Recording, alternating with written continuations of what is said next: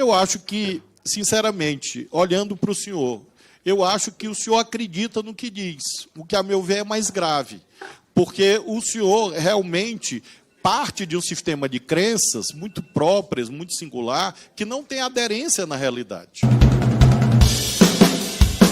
Sr. Flávio Dino, eu gostaria de aproveitar esse tempo para lhe fazer algumas questões relacionadas ao projeto das fake news encaminhado pelo governo, pelo Ministério da Justiça, o que consta. Analisei e li o projeto de cabo a rabo e fiquei com uma série de preocupações relativas ao tom desse projeto. O artigo 7º, ele prevê riscos sistêmicos que devem ser objeto de moderação segundo o artigo 8º. Dentro desses riscos sistêmicos está qualquer ameaça de violação à dimensão coletiva de direitos fundamentais. Dentre os direitos fundamentais estão direito à honra, à dignidade. Uma crítica mais incisiva pode ser lida como uma violação a direito fundamental. Existe ainda no artigo 7º a obrigação de controlar riscos relacionados a temas cívicos, políticos, institucionais e eleitorais. Uma defesa de impeachment num contexto controvertido pode ser lido também como um risco a isso e deveria ser objeto de moderação, que atinge o núcleo da liberdade de expressão. No artigo 11, se prevê uma obrigação das redes sociais de dever cuidado, que foi implantada na Alemanha, não funcionou e foi suplantada pelo DSA, que regulou essa questão em toda a Europa. O que me parece, aliás, é que o projeto é uma caricatura deformada do DSA, que regulou toda a internet, não só as redes sociais, de modo mais amplo e mais cuidadoso. Esse projeto encaminhado pelo governo ainda, ele prevê uma espécie de protocolo de segurança, que é uma espécie de mini-ditadura, que pode ser decretada em hipóteses muito amplas, importado do DSA, mas o DSA prevê ele em duas hipóteses muito específicas. Risco à segurança pública e risco à segurança sanitária, quando esse ampliou de modo ilimitado.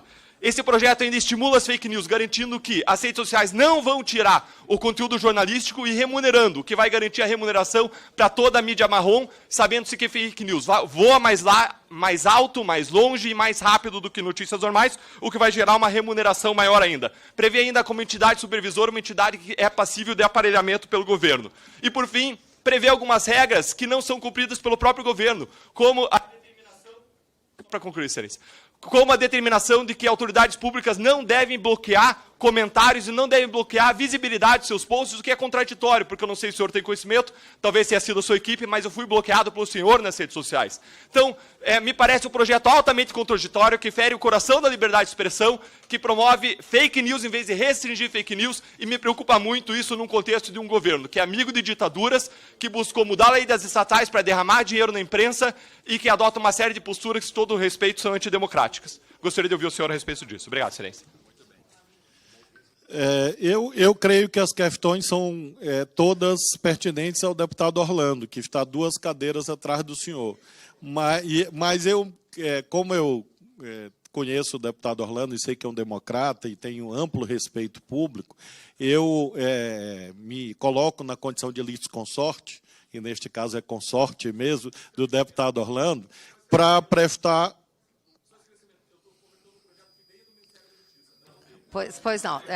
Pois não. Esse esclarecimento, ok, esse esclarecimento é importante. Então, ministro, apenas, deputado, por favor, deputados, por favor, não vamos interromper o ministro, porém, esse esclarecimento é importante porque, inclusive, pode alterar o teor da resposta. Ministro, por Deputada Bia, não é importante porque é impossível eu ter mandado um projeto, porque esse projeto não existe. Então, eu não posso responder sobre o projeto 2630, que é de 2020, em que eu era governador do Maranhão. Então, eu não entendi bem de onde que veio isto. O projeto PL... Deixa o ministro responder agora. O PL... Eu estou me sentindo hoje em casa. O projeto de lei, essa é a Câmara que eu conheci, essa aqui, respeitosa. Não, só quando ele retirar a agressão contra mim, quando ele pedir desculpa. Então, deputado, prosseguindo o nosso interessante diálogo, o PL 2630 é de 2020, veio do Senado, autoria parlamentar. E aí veio para a Câmara, e já houve vários substitutivos. O governo não mandou projeto para esta casa. Nós temos vários estudos, houve inclusive um que disseram que tinha saído do Ministério da Justiça, que nunca tinha passado por lá antes na história. E aí disseram, informaram. Então, não existe projeto de lei. Existe o trabalho do relator Orlando, existem estudos que nós apresentamos, e o senhor tem razão. Eu acho até que a sua observação é útil, no sentido de que, ao lembrar a existência da Lei de Serviços Digitais, de SA da Alemanha, mostra que, longe dos delírios ideológicos, nós não estamos diante de algo de ditaduras, a não ser que o senhor queira dizer que a Alemanha é uma ditadura. Imagino que o senhor não vai dizer isso. Assim como a União Europeia também, de um modo geral, tampouco me parece que se inseriria nesse conceito. Então, nós estamos num debate internacional de grande importância, há várias versões, nós achamos que o dever de cuidado é importante. Eu vi, me perdoe, deputado Deltan, eu não vi todas as versões do debate no Senado e na Câmara, realmente não me cabe. Eu vi a última versão do deputado Orlando, e lá não está previsto isso que o senhor disse aí, de que seria dever de cuidado amplo. Pelo que eu li, o deputado Orlando restringiu algumas hipóteses e chama a atenção também que esse conteúdo consta agora de uma decisão liminar do ministro Alexandre de Moraes. Ou seja, isso que a Câmara está discutindo já consta de uma liminar azarada ontem no Supremo. Então, eu espero que a Câmara conclua esse debate. Agora, realmente, isso que o senhor disse, que há um projeto, o projeto de lei 2630 é de autoria, salvo engano, do senador Alessandro Vieira, se não me falha a memória. E é de 2020, quando eu tinha a honra de governar o Maranhão. Ok. Deputado Deltan, para a sua réplica. Senhor Flávio Dino, eu me manifestei com base em informações de imprensa que informaram que uma das versões que circulou teria vindo do Ministério da Justiça, junto com a SECOM, e que foi incorporada em grande medida no curso dentre as versões. Mas se o senhor está falando que não veio do Ministério da Justiça, a questão fica justificada com base na sua afirmação, na nossa reunião anterior, feita na CCJ, de que essa era uma das prioridades do governo. O que me preocupa muito é que venha um controle incisivo sobre a nossa liberdade de expressão, num contexto, e é ruim isso, venha de um governo de esquerda, venha de direita, mas me preocupa ainda mais, circunstancialmente, num governo que apoia ditaduras, que buscou implantar o Ministério da Verdade, e um governo que, em suas versões anteriores, praticou os maiores escândalos de corrupção da face da terra para manter o seu poder. E, diante de penas altas, avançou, cruzou todos os limites da lei, e o que seria o risco de uma censura para um governo que já fez isso. E eu coloquei a questão relativa à corrupção, relativa à prisão em segunda instância, muito embora sejam pautas do parlamento, porque nós sabemos que o governo tem suas agendas prioritárias. E o tema do combate à corrupção é uma agenda de Estado. E é essencial que o governo tome uma postura e uma proatividade em relação a temas que considera importantes, o que, sinceramente, eu não vejo no tocante ao combate à corrupção.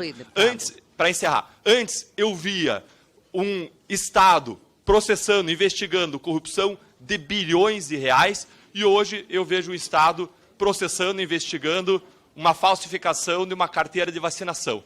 Não que não deva ser investigado, tudo deve ser investigado, todo mundo deve ser colocado debaixo da lei. Mas a questão é a proporção e a gravidade dos fatos. Obrigado, excelência. Eu informo ao senhor que nós continuamos, como mencionei, a investigar escândalos graves e vamos continuar aplicando a lei, com seriedade diferente do que havia no passado. Eu fico muito triste de ver o senhor afirmando que uma investigação séria sobre uma questão sanitária não é prioridade. E eu acho que o senhor deveria rever isso, porque é muito grave o que o senhor acabou de afirmar. O senhor é uma pessoa conhecida. Imagino que pessoas que votaram no senhor perderam a vida, ou familiares dessas pessoas perderam a vida.